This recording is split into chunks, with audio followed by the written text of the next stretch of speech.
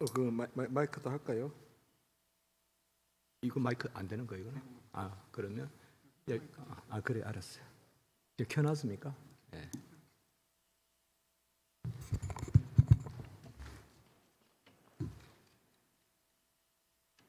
저다음 기도 드리겠습니다. 거룩하고 자비로우신 하나님 아버지, 전국시 우리 총회의 중요한 그러한 모임이온데 또 아버지와 특별한 하나님의 은혜 가운데 이렇게 또 성경 공부할 수 있는 그러한 아버지와 귀한 기회를 주시니 감사합니다.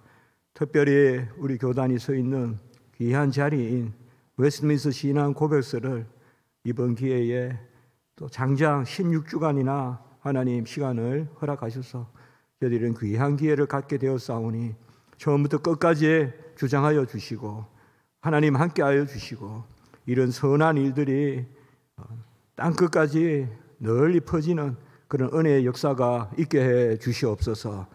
코로나로 많은 외적인 장애가 있지만 우리 심령의 고백은 저 깊어지게 하시고 기도도 깊어지게 하시고 우리가 보이는 것으로만 살고 또 눈에 띄는 것만 사는 것은 아니었는지 이때 다시 돌아보게 하시고 진정 아버지여 이런 열악함이 있지만 오히려 하나님을 더 귀히 만나는 그런 시간들이 되게 해 주시옵고 또 아버지여 이런 코로나19의 와중에서도 하나님 정말 블레셋의 그 아버지여 서슬푸른 협박 가운데서 또 아버지여 미스바의 모임이 있었듯이 또 아버지여 여러 이방의 신들 바알가세라 했을 때 갈멜의 모임이 있었듯이 사방에 이러한 우겨섬이 있는 외적 환경에서도 하나님 씨를 이렇게 귀히 붙드셔서 귀한 모임 하게 하심을 감사합니다. 부족한 종은 심히 연약하고 참 이 자리에 설 수 없는 그러한 아버지여 부족함이 많지만은 하나님 전적인 도구로 사용하여 주셔서 하나님께서 필요한 것으로 선포할 수 있도록 인도해 주시옵소서. 특별히 회장님과 우리 도우시는 손길 위에 은혜 위에 은혜를 더하여 주시고 이 대전남부교회 우리 아버지여 우리 항승이 우리 원로 목사님과 우리 윤명열 우리 담임 목사님 다 지키시고 또 아버지여 우리 성도님들 지켜 주시옵소서. 우리가 이 모임을 할 동안도 이 교회가 은혜가 넘치도록 도와주시옵소서. 예수님의 이름으로 기도드리옵나이다. 아멘. 여러분 반갑습니다. 이런 코로나 상황에서 이런 귀한 모임을 갖는다는 거 처음에 저에게 이런 말씀들을 제안했을 때 저는 그 생각을 했습니다. 제가 이것을 한다 그게 중요한 게 아니라 이 모임 자체가 중요하다. 그래서 저는 무조건 이런 모임을 하시면 좋겠습니다. 제가 꼭 안 하더라도 누군가가 이렇게 귀한 웨스트민스터 신앙 고백서라든지 또 나아가서 칼빈의 기독교 강요 이제 그런 것들 말씀을 하셨거든요. 그래서 저는 제가 또 이렇게 이 자리에 서게 돼서 참 두려움도 있지만은 누가 서든 간에 우리 또 신학교 교수들이고 또 이러니까 부족한 대로 아는 대로 이렇게 전하면 되고 이 모임이 이미 하나님이 크게 은혜를 베푸셔서 이러한 동기를 가지고 모일 수 있다는 자체가 하나님의 큰 역사다 이렇게 생각합니다. 비록 우리가 현장에서 다 못 누리는 그런 부분이 있더라도 또 처처에서 하나님의 말씀에 성령의 감동으로 서로 귀하게 나누는 그런 기회가 되었으면 좋겠다라는 생각을 해봅니다. 여러분 웨스트민스터 신앙 고백서 다 우리가 압니다. 다 알고 또 이렇게 저렇게 웨스트민스터 신앙 고백서를 배운 적이 있다 없다 이렇게 말씀하실 수 있을지라도 웨스트민스터 신앙 고백서의 교리는 우리가 다 들어봤습니다. 꼭 웨스트민스터 신앙 고백서를 배워야 웨스트민스터 신앙 고백서의 교리를 아는 것이 아니라 우리가 개혁교회, 장로교회, 보수교회 우리 특별히 우리 합동처 이 교단의 교회에서는 목사님들께서 신학교 때 배운 게 다 웨스트민스터 신앙 고백서 이런 신앙이고 교리이기 때문에 굳이 웨스트민스터 신앙 고백서 1장에서 33장 이렇게 매겨가면서 안 가르쳐도, 그렇게 안 배웠어도 우리가 이미 다 알고 있는 그런 부분이다. 저는 그렇게 생각합니다. 그 가운데서 모르는 것을 우리가 새롭게 배운다, 이것보다는 이미 하나님이 알게 하시고 믿고 확신한 바에 거하라.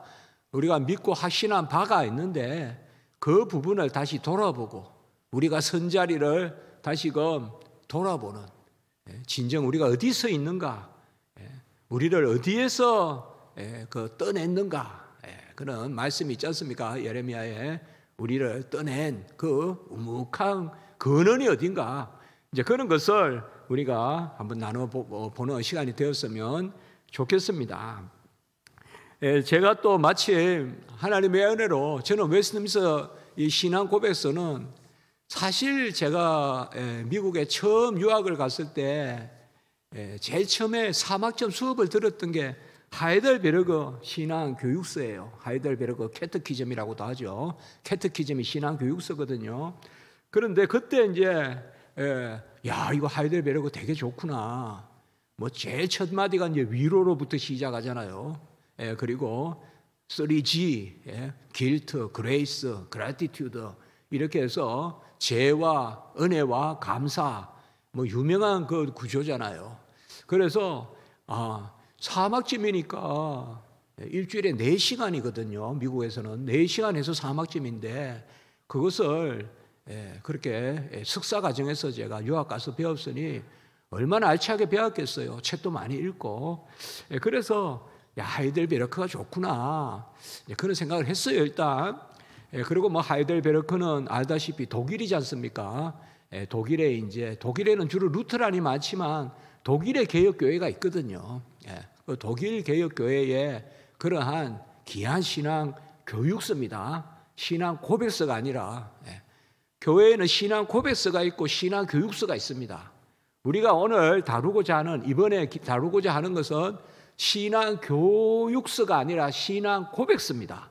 영어로 말하면 confession, 신앙 고백서고, 하이델베르그 그것은 우리 요리 문답서라고도 하는데, 요새는 요리 문답서란 말을 왜 안 쓰는가 하면, 많이 안 쓰는가 하면 문답서가 아닌 신앙 교육서들이 있어요. 그래서 우리는 요리 문답서 이렇게 해야 신앙 교육서다 이렇게 생각하는데, 문답식이 아닌 그런 신앙 교육서가 있거든요. 하이델베르크는 문답식이죠. 그러니까 우리가 하이델베르크 요리 문답 그렇게 말씀해도 되고, 하이델베르크 신앙 교육서 이렇게 말씀해도 되는데, 요새는 주로 신앙 교육서 이렇게 해서 사용한다고. 거기에는 문답식도 있고 서술식도 있고. 그런데 이제 하이델베르크 이 신앙 교육서는 귀하고, 그래서 이제 혹자는 뭐 하이델베르크가 더 좋다, 그런 말도 하는데 처음부터 비교할 게 못 됩니다. 웨스트민스터 신앙 고백서하고 하이델베르크 신앙 교육서는 비교 대상이 아니라 함께 읽으면 되는, 하이델베르크 신앙 교육서하고 비교하려면 소요리, 대요리, 우리가 배우는 소요리 문답, 대요리 문답 그런 거하고 비교하면 됩니다.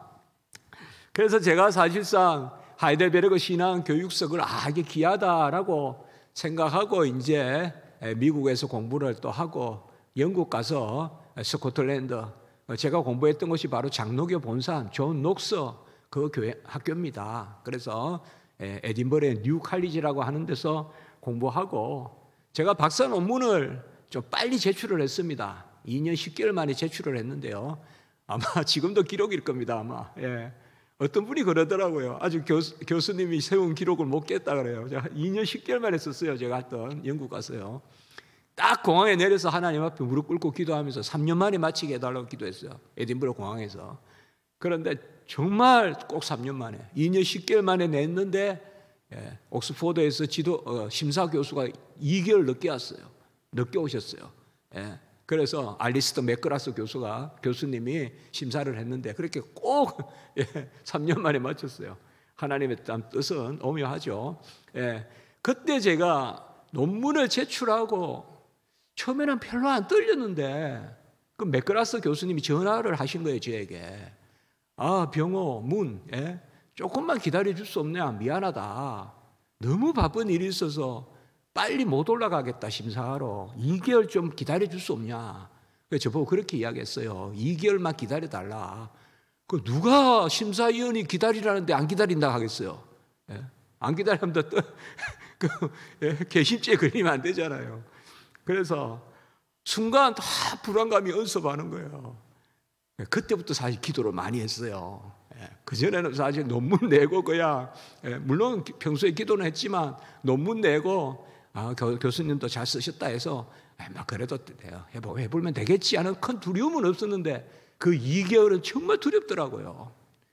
뭔가 부족해서 심사하러 안 올라오는 것 같고 제 논문을 그냥 쓰레기통에 넣어놓은 것 같은 막 그게 자꾸 오르고 그때 이제 제가 조금 논문을 제출하고 이제 칼빈의 신학에 대해서 그리스도와 율법에 대해서 논문을 제출하고 조금 2개월 동안 제가 그때 무엇을 좀 해볼까.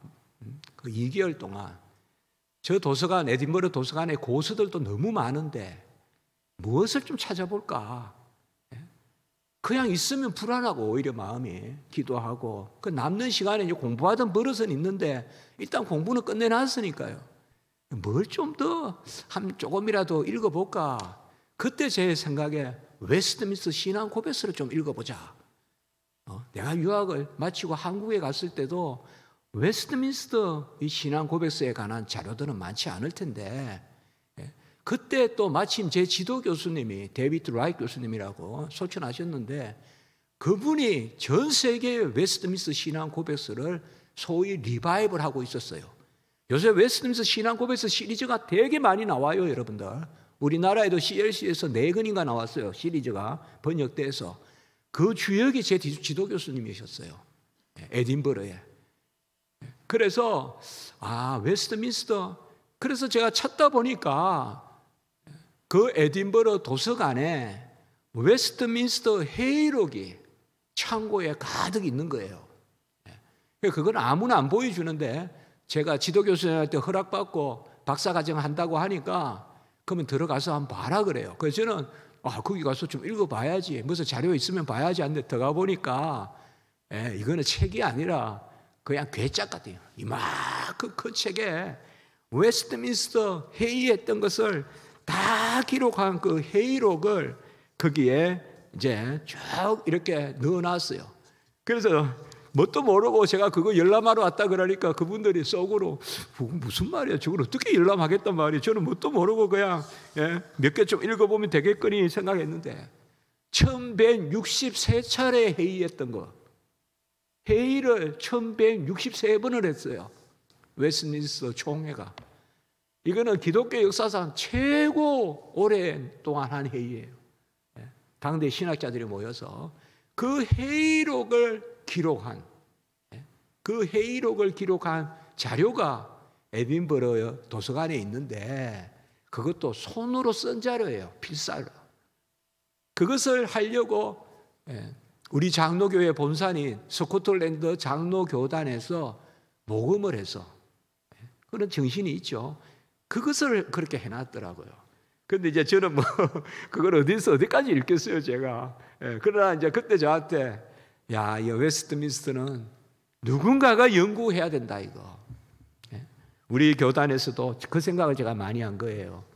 제가 이제 박사과정 공부하고 칼빈도 읽고 그 다음에 17세기 칼빈주의자들의 글도 읽고 하면서 점차 저에게 웨스트민스터 신앙 고백서가 얼마나 귀한 것인지, 그리고 얼마나 우리가 오해하고 있는지, 웨스트민스터 신앙 고백서에 대해서 한마디로 그 전통 아래에 있으면서 아무것도 모르고 막연하게 웨스트민스터 신앙 고백서는 딱딱하다, 심지어 어떤 분은 율법주의다, 전혀 정반대의 이야기.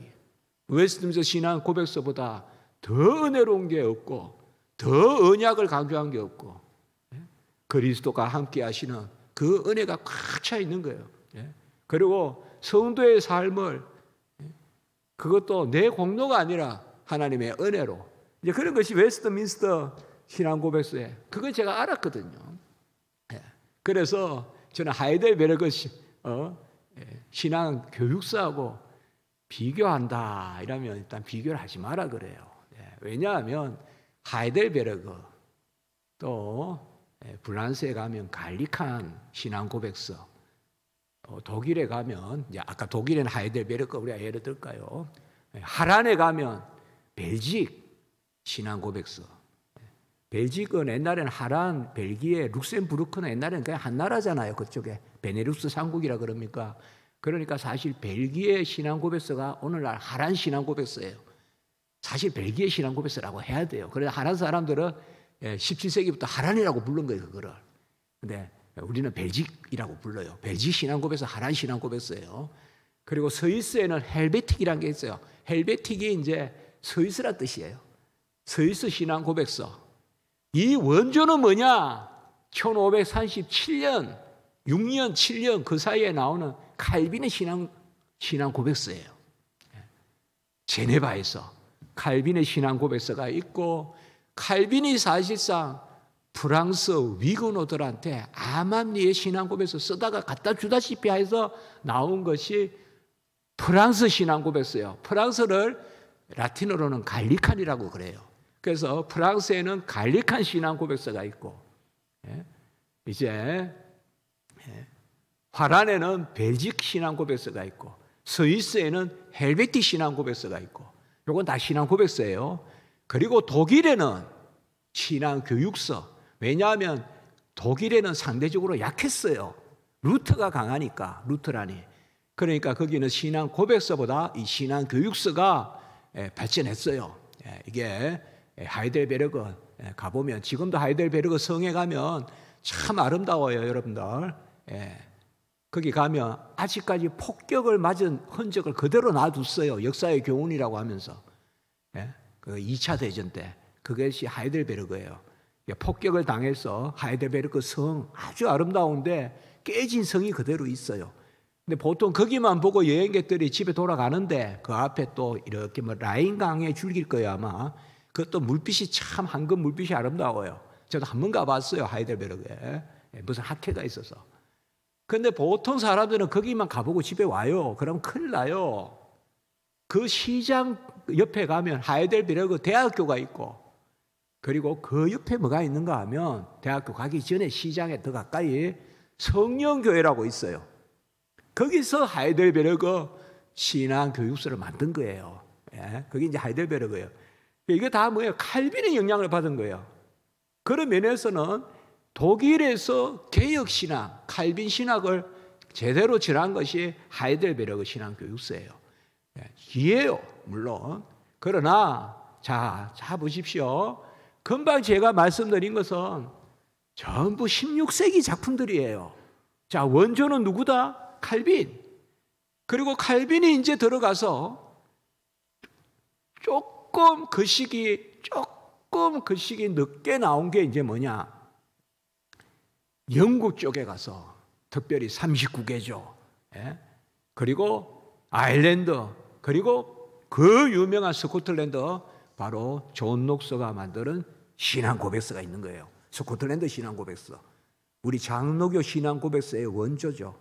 이런 게 전부 칼빈 신학에 다 펼쳐가서 각국의 신앙 고백서를 형성하는 거예요.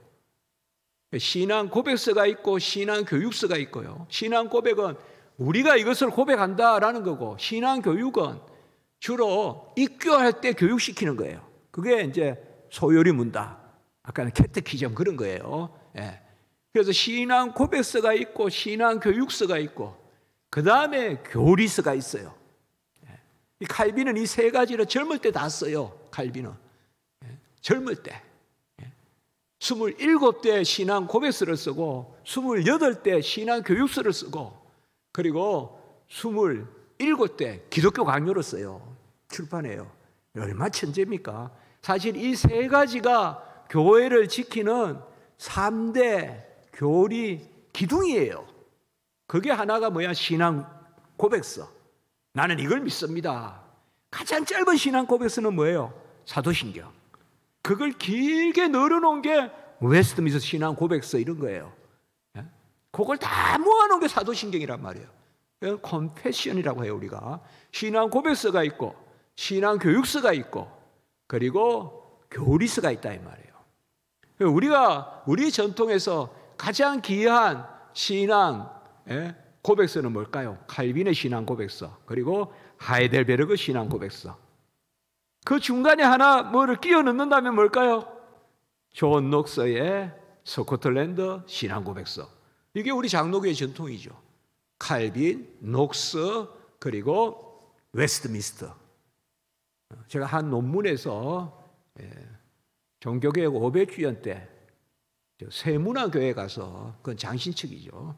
그때 제가 거기 가서 제가 대표로 발표를 한 게 있어요. 종교개혁 500주년 때. 그때 제가 이 세 해서 우리 전통적인 것을 바로 칼빈, 녹서, 그 다음에 웨스트민스터, 그 다음에 박형용 이렇게 제가 발표를 했어요.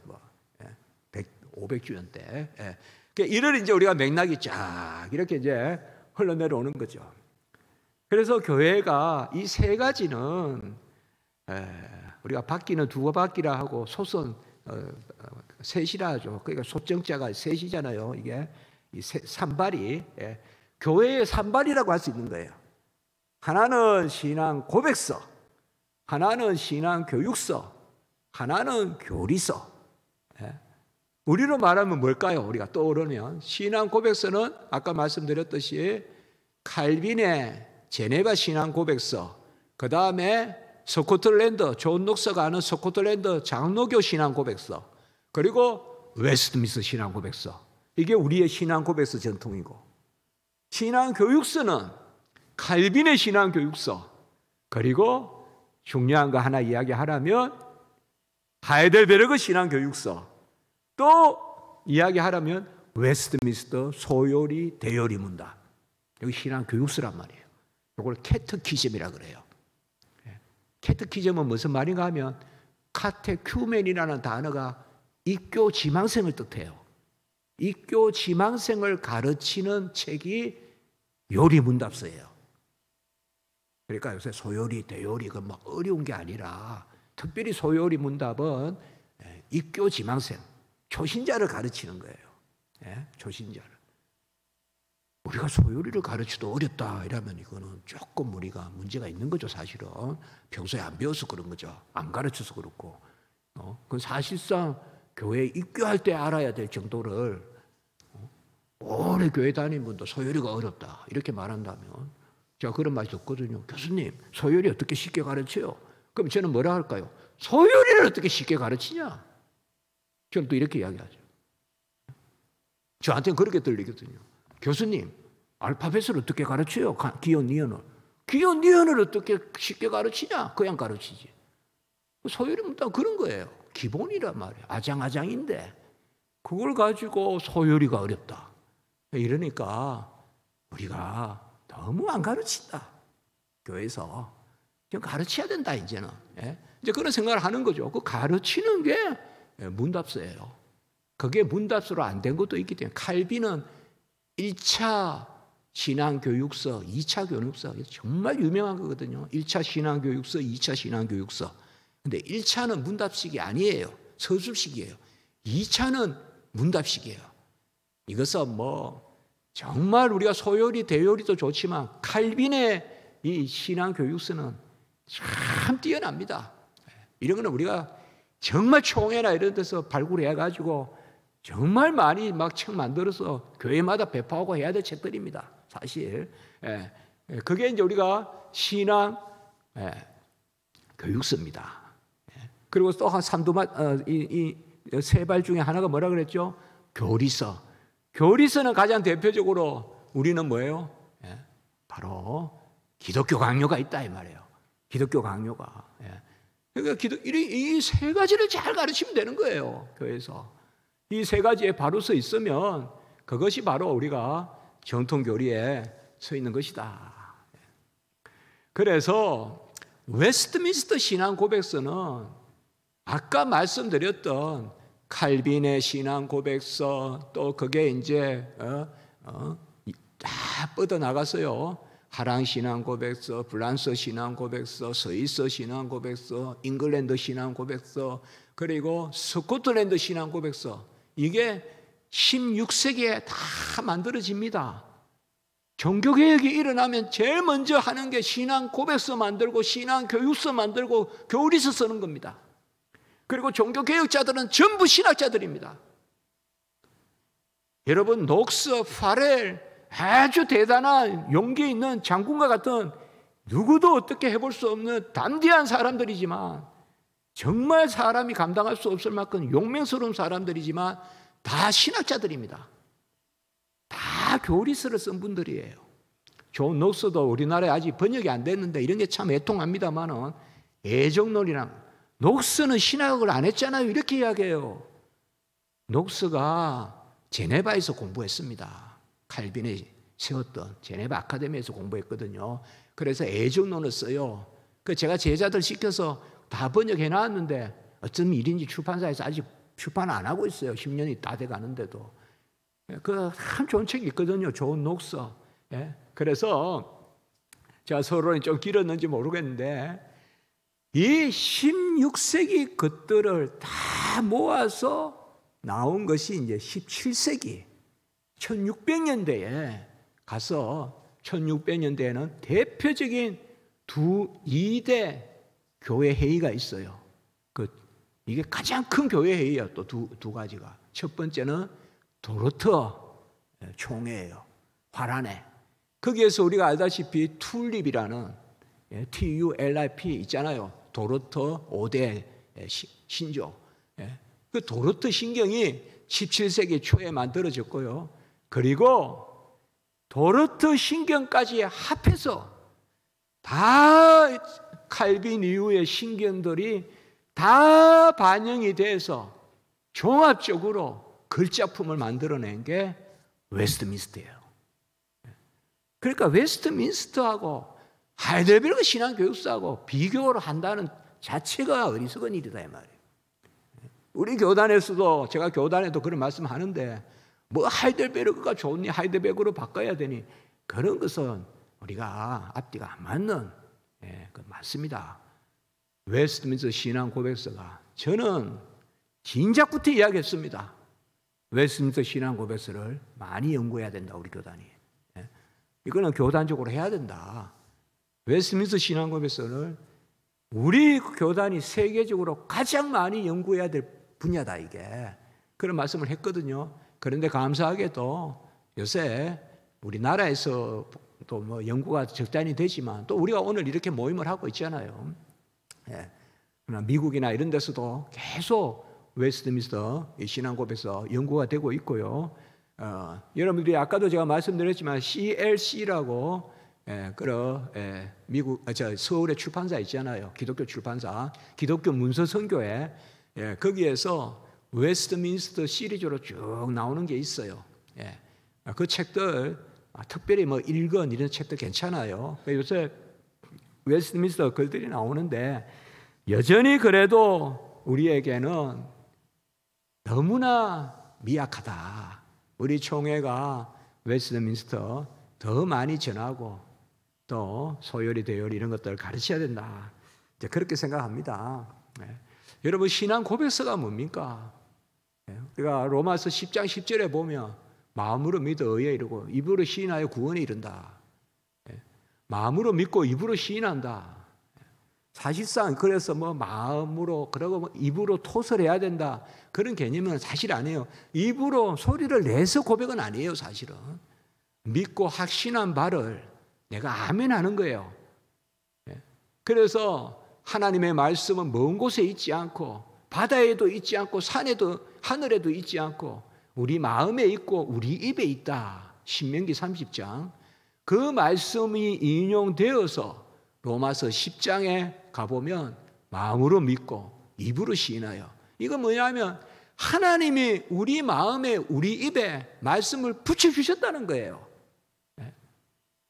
그래서 신앙 고백은 내가 하는 게 아니에요. 신앙 고백은 성령의 역사에서 우리는 불가항력적인 은혜로 튀어나오는 거예요. 내가 하는 신앙 고백 아니에요. 베드로가 신앙 고백했죠.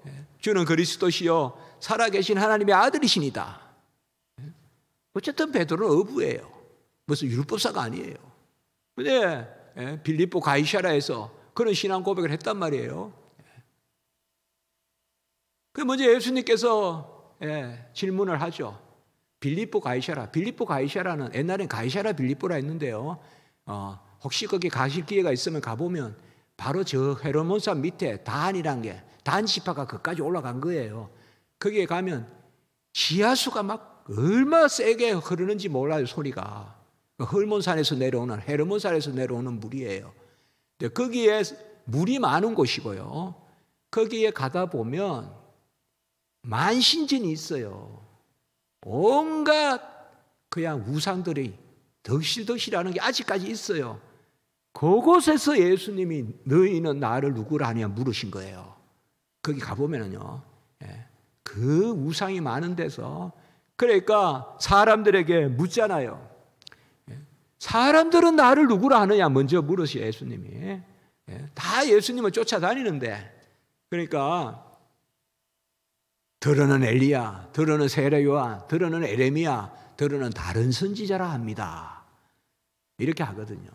그 다른 사람들은 예수님을 쫓아다녀도 엘리야나 에레미야나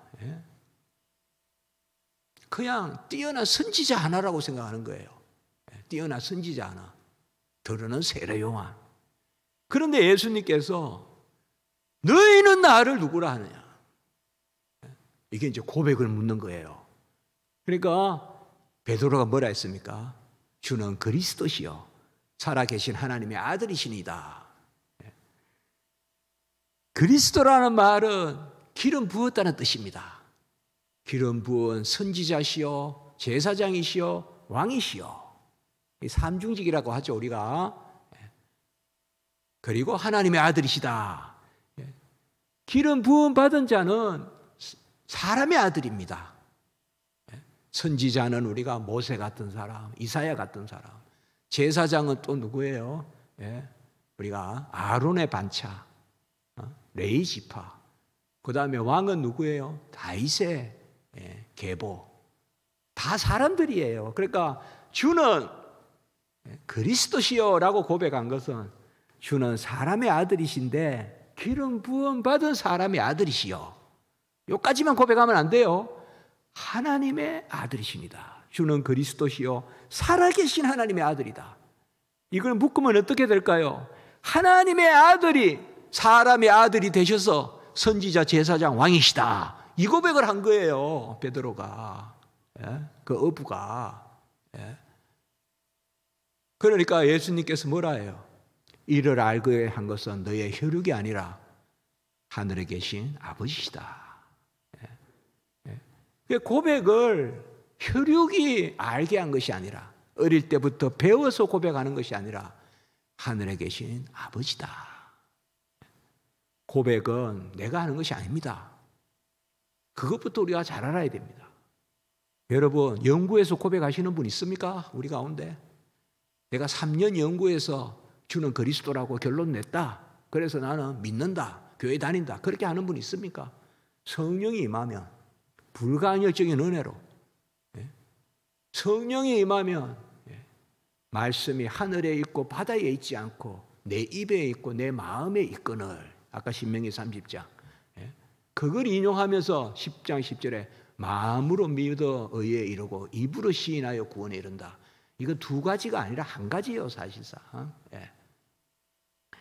사실 신앙 고백 이런 것은 은혜로 주어지는 것입니다. 마르다도 주는 그리스도시요 이 세상에 오실 하나님의 아들이시다. 이거 다 고백입니다. 도마도 나의 주 나의 하나님. 그것도 다 하나님 주신 것입니다. 백부장이 누굽니까? 백부장이 가장 전쟁에 나가서 싸움 많이 하고 남 많이 죽이는 사람이 백부장이에요. 성경에 백부장 자주 나오죠. 고넬료도 나오고 백부장 하인도 나오고. 고넬료도 백부장이었잖아요. 로마 백부장이에요. 백부장은요 가장 못된 사람들이고 무서운 사람들이고 내일 죽어도 그냥 죽는 사람들이고 매일 전쟁 앞에 나가서 최전선에서 싸워가 길을 활로를 개척해야 되는 백부장이에요. 근데 그런 사람들이 많이 믿었죠. 또 백부장 하인이 그랬어요. 예수님이 가시겠다 하니까 아이고 나도 내 밑에 종한테 오라면 오고 후수한테 가라면 가는데 왜 예수님 오십니까? 말씀만 하소서. 네 믿음이 크다 그랬잖아요, 예수님이. 그리고 또 백부장이 중요하게 나올 때가 언제입니까? 십자가 밑에서 이는 진정 하나님의 아들이시다. 그거 백부장이 또 고백해요. 십자가에서. 그것도 고백이에요. 그러면 그 장군이 연구했습니까? 그 장군이 무슨 친구들한테 이야기 들었습니까? 성령이 역사하면 고백이 나오는 것입니다. 사마리아 여인도, 그 두려움에 살던 사마리아 여인도 예수를 만나서 예수의 말씀을 듣고는 내가 메시아를 만났도다. 빌립, 나다나엘 전부 메시아를 만났도다. 그렇게 이야기하잖아요. 믿음도 영접도 고백도 내가 하는 게 아닙니다. 영접하는 자, 그 이름을 믿는 자에게는 하나님의 자녀가 되는 권세를 주셨으니 요한복음 1장 12절. 그러니까 영접하는 자, 그 이름을 믿는 자는, 이러니까 영접은 내가 하고 그 이름을 믿는 것도 내가 하는 줄 알지만 바로 13절에 뭐라고 했습니까? 이는 혈통으로나 육정으로나 사람의 뜻으로 난 것이 아니요 오직 하나님께로 난 자들이니라. 성경은 항상 그런 걸 읽어야 돼요. 그 다음 절을 잘 봐야 돼요. 영접하는 자, 그 이름을 믿는 자에게는 하나님의 자녀가 되는 권세를 주셨으니, 이라니까 영접은 내가 하고 믿는 건 내가 하고, 그러면 그냥 그 대가로 하나님의 자녀가 됐다, 이렇게 생각하시면 안 된다 이 말씀이에요. 영접하는 것도 믿는 것도 혈통, 이는 혈통으로나 육정으로나 사람의 뜻으로 난 것이 아니요 오직 하나님께로 난 자들이니라. 하나님께로 난 자는 뭐예요? 하나님이 택하셨으니까 믿게 되고 영접하게 되고, 이는 혈통으로 이를 가르친 것은 혈통이 아니라 하늘에 계신 아버지다. 고백도 바로 내가 하는 것이 아니다. 여러분, 나면서 안전병이 된 자 있죠? 나면서 안전병이 된 자. 그래서 미문에서 이렇게 구걸을 하는데 우리가 베드로와 요한이 기도하러 올라가잖아요. 특별히 기도하러 올라갈 때 많은 일이 일어나요. 성경에 보면. 그러니까 기도하러 올라가잖아요. 그러니까 구걸을 하는 사람이 돈 좀 주세요 했겠죠. 미문은 바로 성전 앞에 있는 문이에요. 성전에 이방인의 뜰이 있잖아요. 그 바로 앞에가 미문이에요. 그런데 나면서 안전병이 된 자는 평생 성전 앞에만 앉아 있었지 성전 한 번도 들어가 보지 못했겠죠.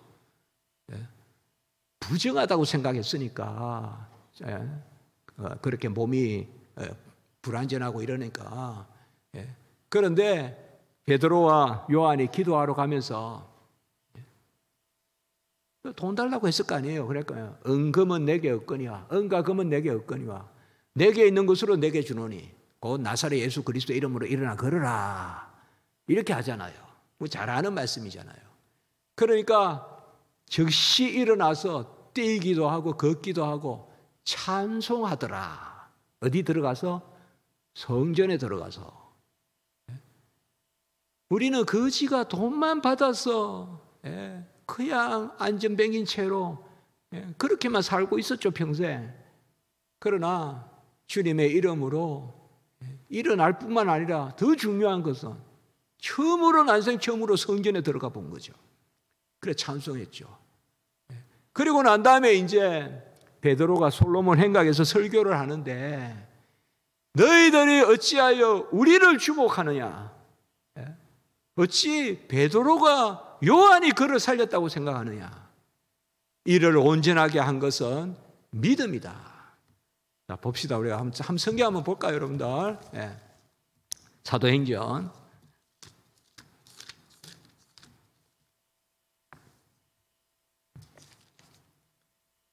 사도행전 3장 16절. 그 이름을 믿음으로 그 믿음이 너희가 보고 아는 이 사람을 성하게 하였다니. 그 그러면 나면서 안전병이 된 자가 믿어서 성하게 됐다는 거예요.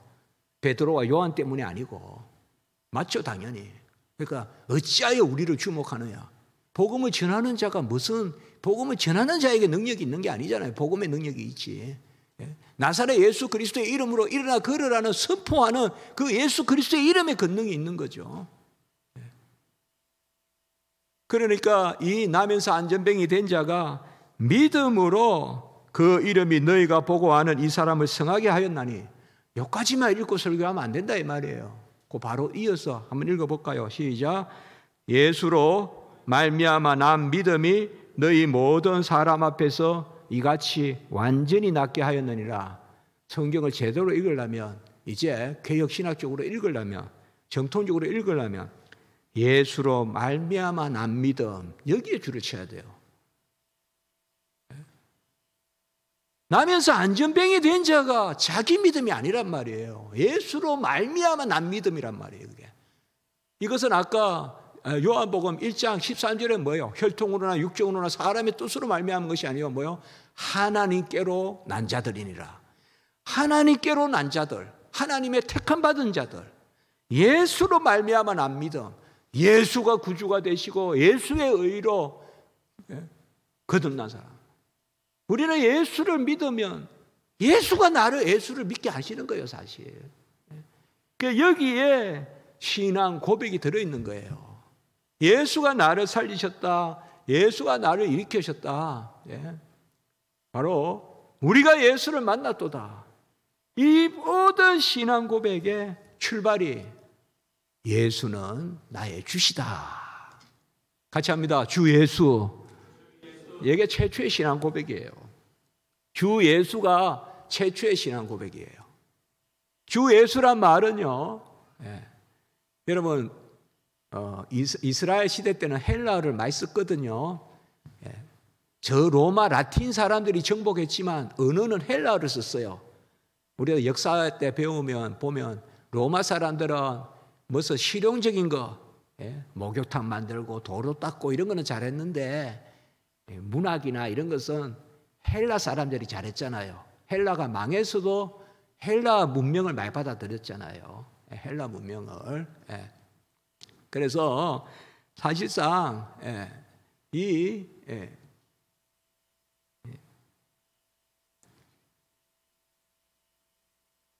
예수님 시대 때 그 헬라의 문화를 받아들인 그 가운데서 우리가 보면 이방인이라는 개념이 이제 그때는 헬라인들을 이제 우리가 전도하고 이제 그런 개념으로 이제 계속 나아가지 않습니까? 그래서 사실상 그 당시에 헬라어로 이렇게 기록을 하고 헬라어로 이렇게 할 때 예수님께서 복음을 전함으로 그 이방인들이 그들의 철학이 아니라 어떤 그들의 배운 것이 아니라 전부 다 그것을 넘어서는 그게 바로 예수 그리스도의 이름에 대한 그러한 고백이다. 그래서 주 예수다 이 말은 헬라어로는요 주 예수다 이라면 예수는 주라고 이렇게 쓰는 말과 똑같아요. 헬라어는요 명사를 두 개 겹쳐 놓으면요 뒤에 명사가 주어가 되고 앞에 명사가 수어가 돼요. 어려운 말은 아닙니다. 무슨 말인가 하면 주 예수여 주 예수여 이라면 그거는 호칭도 되고 주 예수여 호칭도 되고 예수는 주시다라는 고백도 돼요. 이게 최초의 신앙 고백이에요. 이게 헬라어의 표현이에요. 그래서 우리가 주여 주여 예수는 나의 주시라는 거죠. 이게 이제 초대교회의 최초의 신앙 고백이란 말이에요. 주라는 게 뭡니까? 값주고 사신 것이죠. 나 된 것은 나로 말미암아 된 것이 아니에요. 그래서 저는 기도할 때 주여 주여 하는 거 좋다 이 말이에요. 하루 종일이라도. 우리가 이름 안에 뜻이 있고 뜻 안에 품성이 있고 주여라고 부르면 그 안에 다 들어가 있습니다.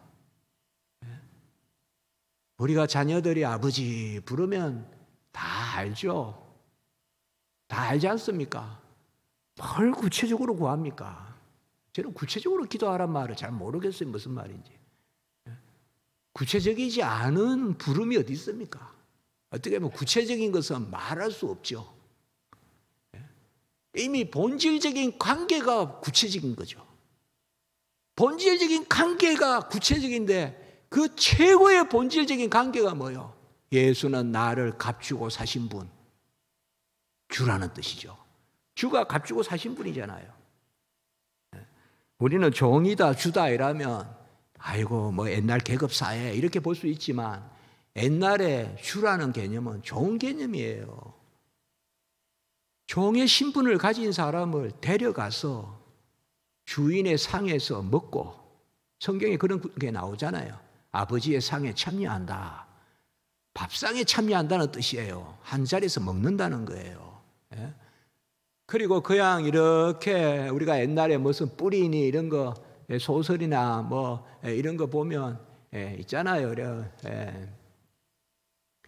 자수단이나 이런 데서 그냥 새벽에 잡아와가지고 그냥 저 아프리카 서해안에서 배 타야가지고 저기 이제 미국까지 가잖아요. 그러면 이제 해변가에 그냥 가다가 거의 뭐 한 70-80% 다 죽고, 예? 그냥 뭐 그냥 개짜 같은 데 내려가 죽고 그냥 그나마 살아남으면 또 해변가에 이렇게 걸어 놓잖아요. 마치 그냥 가오리 걸어 놓듯이 이렇게 걸어 놓잖아요. 그때 그 사람을 사가지고 가서 살리고 입히고 그렇게 하는 게 사실상, 물론 종은 있으면 안 되죠. 노예 제도는 있으면 안 되죠. 그러나 그 시대 배경에서 주라는 개념은 나쁜 것만은 아니다 이 말이에요. 뭐냐 하면 나를 값주고 사시고, 사기만 한 게 아니라 우리가 물에 떠내려가는 아이를 건져서 물가에 놔두고 집에 오면 무슨 의미가 있겠어요? 오히려 그냥 뭐라 그랬어요? 나를 왜 건졌어요? 그냥 놔두지. 그렇게 할 거 아니에요. 그러나 하나님은 우리를 건지시고 집에 데려가셔서 입히시고 자녀 삼으시잖아요. 양자예요. 제사함이 뭐예요? 물에서 건졌다며, 헛한 물에서 건진 게 제사함이라며 자녀 삼으셨잖아요. 옛것은 지나가고 제사함, 새 것이 되었다. 자녀 삼으심. 이게 주란 말이에요. 주. 이 주 예수가 최초의 신앙 고백이에요. 그리고 가장 본질적인 신앙 고백이에요. 예수가 나의 주다 이러면 뭐예요? 나의 나 된 것은 다 예수 그리스도. 일한 것이 없이 하나님의 자녀로 의롭다함을 받는 사람들의 복. 로마서에 나오지 않습니까? 4장 6절에 나옵니까? 일한 것이 없이 의로 여기심을 없는 사람들의 복. 그게 바로 예수님께서 우리를 주로 사신 것이죠. 이 신앙 고백 위에 교회가 섭니다.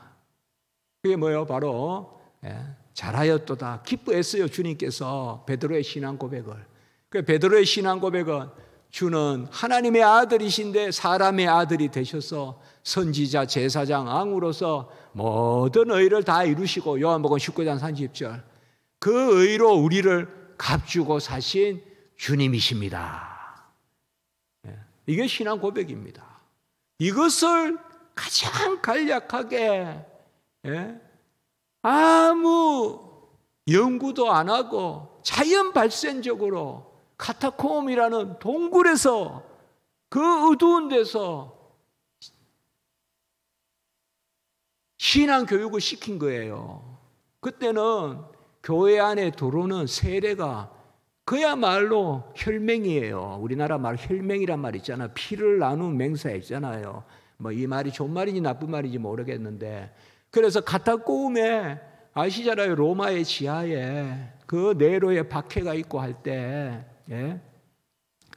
열 황제가, 연거푸 열 황제가 네로 이후에 뭐 트라이안이니 뭐니 막 박해 심하게 하잖아요. 그때 다 동굴로 들어가잖아요. 그때 동굴에서 아무나 거기 들어오면 받아들이겠습니까?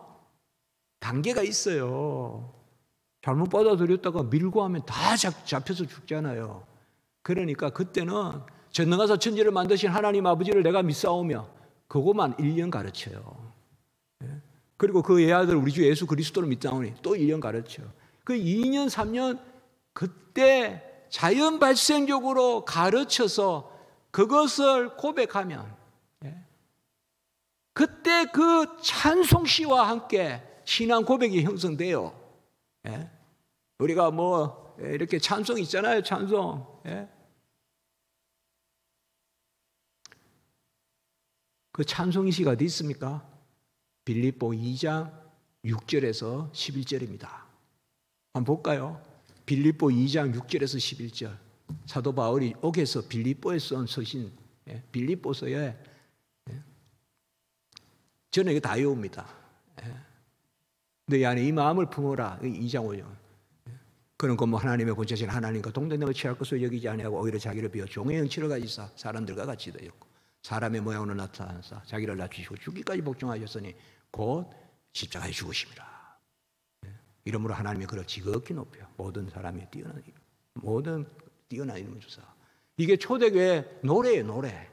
그러니까 한번 볼까요? 2장 16절에서 11절. 문 교수는 지금 뭘 하는지, 지금 웨스트민스터를 시작은 한 건지, 하고 있는 겁니다, 지금. 하고 있는 겁니다. 여러분, 유능한 교수는 한 듯 하는 겁니다. 웨스트민스터 책 있는데 읽으면 되죠, 뭐. 이제 이거 배경.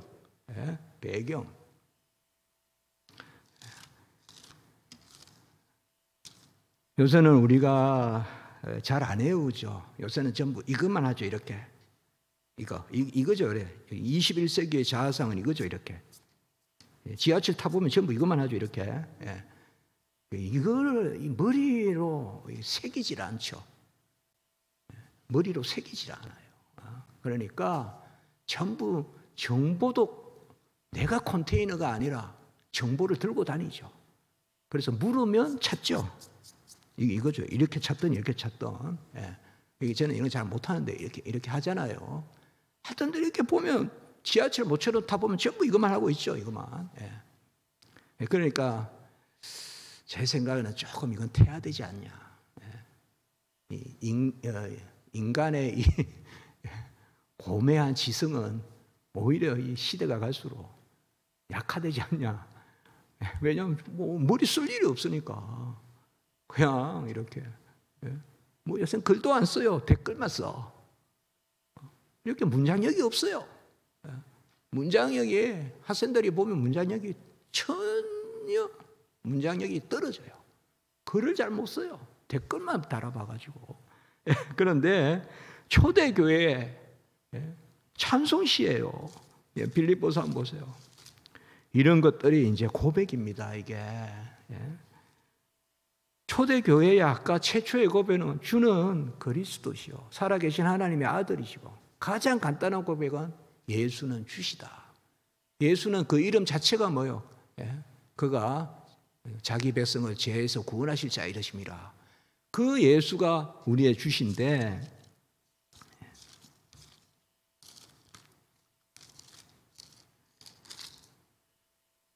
(2장) 6절에서 11절까지입니다. 2장 5절은 그냥 도입부입니다. 너희 안에 이 마음을 품으라고 그리스도 예수의 마음이니.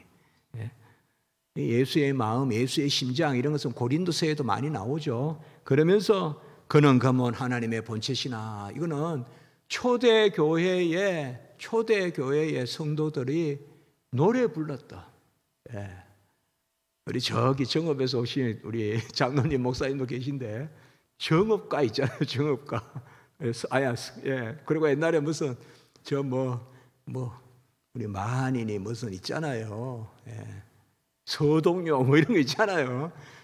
아이들을 그냥 이렇게 동요 부르듯이 그거예요. 이게 초대교회 때. 참 여기 다 들어있죠. 그리고 아까 카타콤에서 자연 발생적으로 생긴 거예요. 유일해요. 나머지는 교회 회의에서 만들었거나 신학자가 만들었거나 전부 신앙 고백서는 그런 거예요. 칼빈이 만들었거나 아니면 도로트 회의에서 만들었거나 우리가 이제 보는 웨스트민스터 회의에서 만들었거나 그러나 자연 발생적으로 만들어진 신앙 고백서 그게 바로 사도신경이에요. 이거는 칼빈은 기독교 강요에서 사도신경을 극찬을 했어요. 최고의 신경이다. 모든 말씀의 가르침이 쫙 정리되어 있다. 그래서 저는 예배 때는 무조건 저는 사도신경을 하려고 합니다. 어느 예배든 새벽 예배든 오후 예배든 오전 예배든. 근데 요새는 사도신경을 한 번도 안 하는 교회도 있어요. 그것은 조금 생각해 봐야 됩니다. 사도신경은 신앙 고백을 하는 게 좋습니다. 또 해야 됩니다. 옛날에는요, 종교개혁 때는 교회마다 신앙 고백서가 있었습니다. 우리 교회의 신앙은 이러하니 하면서요. 그렇다고 해서 막 마음대로 만드는 건 아니고 이렇게 새기는 거죠. 제대로 새기는 거죠. 다지는 거. 다진단 말 있잖아요. 우리나라 말에. 깍깍깍깍 다진다는 그런 면으로 해서 신앙 고백서가 있는 거죠. 그러니까 우리가 이런 거를 좀 배경을 알아야 돼요. 무슨 신앙 고백서는 막 어느 책에 어느 막 신학자가 막 연구를 해가지고 툭 떨어진 그게 아니라 사실상 신앙 고백서는 자연 발생적인 사도신경이에요. 특별히 우리는 서방이잖아요. 동방은 저쪽에 터키 그쪽에 이제 교회가 크게 서방과 동방으로 나누면 서방은 이 로마로부터 해서 이쪽 독일, 프랑스, 영국 이쪽은 서방 기독교라고 하고 그 오른쪽으로 가면 동방 기독교잖아요. 동방 기독교는 원조가 뭔가 하면 교회 회의에서 신경을 만들었어요.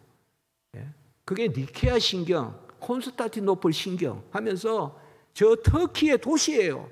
거기에 그 당대에 교회 지도자들이 모여서 신경을 만들었어요. 그러나 우리 서방에는 첫 번째 신경이 뭐냐? 사도신경이에요. 우리 서방은. 우리가 그 신화 전통에 서 있는 거예요. 우리는 사도신경에. 그러니까 역사적으로 우리가 이제 사도신경이라면 그게 뭐지? 뭐 이렇게 하고 어떻게 업신여길 수도 있어요. 아니요. 사도신경 안에 다 들어있어요.